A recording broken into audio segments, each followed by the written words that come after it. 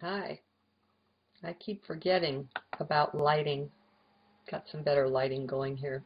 Okay, still working on 412. This is the sixth journal of that day. 8 Vulture or Wisdom, the Mayan day, and this one is called Happily Ever BS. Wow, that last journal entry was amazing. Here, I came to the journal thinking I was kinda down, not too cheery, and maybe wouldn't be writing anything worthwhile. Well, instead, I think a pretty good look at and contrast of mind versus being came through.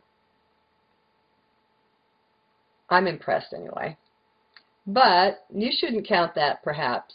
I impress fairly easily. I'm very impressionable, you see. Hee hee and ho ho.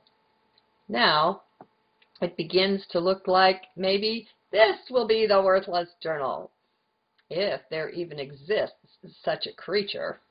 Heck, even when one doesn't turn out right, it turns out right. It gave me whatever was the need of that hour. I benefited, in other words.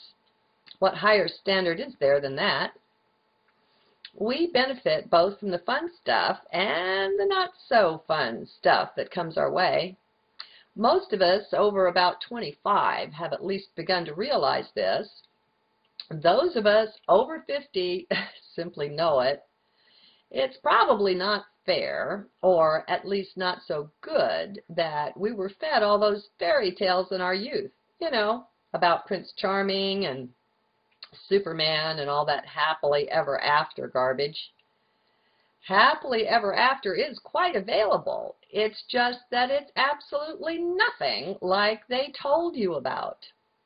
Not much that they said or that you learned in school or even on the job did much to prepare us for it either. Nope, it's quite a shock when it arrives, this awakening stuff.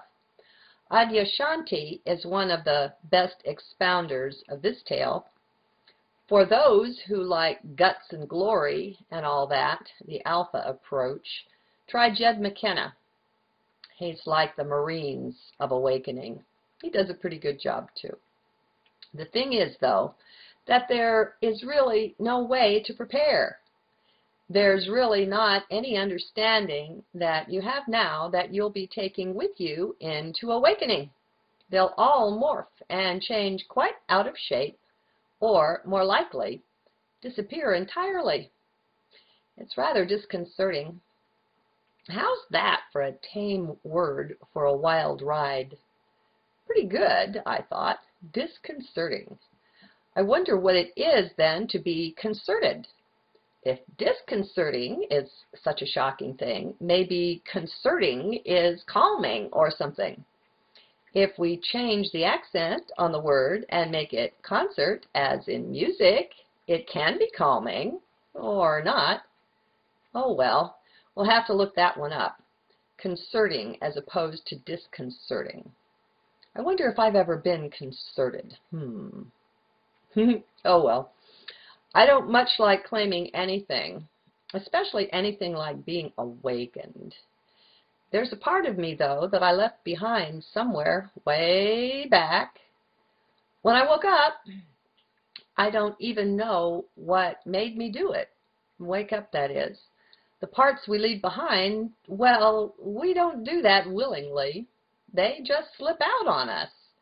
We look back, surprised to discover they're gone. We even forget what they were. Yes, disconcerting. I want to write a book. Did you know that? Haven't any idea about what. Oh, I lost my place again. Okay. About what, or why, or when, or much of anything else, really, except the desire to do it. Rather interesting, even amusing. It's a very old desire, carried along from teenage years and before, I guess. I just always felt like I would. I never knew about what, just that I would write.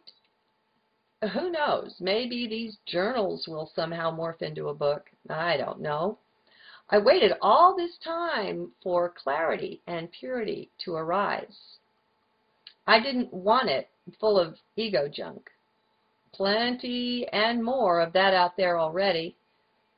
We all have some. Don't need any more. Well, it's kind of funny, for that time has finally arrived. Well, more or less, for we all retain some sort of ego, but no book. Oh well, it will come or it won't. It's so funny, really. I go with the flow pretty well, and I'm pretty surrendered to be doing that. Try it sometime and you'll see what I mean. So, flowing along nicely, you would think that this desire, this vision that I've held practically all of my life would come true then, wouldn't you? I would. Yet, where is it? Oh, book, where are you? Come out of hiding now. No fair staying hidden away in there. Oh, well, that's about as effective as anything else I've done. Yes, I've even started it a time or 12. I know pretty well right away, though, as soon as pen hits the paper, that it isn't ready, if that isn't it. Just more garbage, more blah blah. No thanks. I'll journal myself to the grave before I go for that.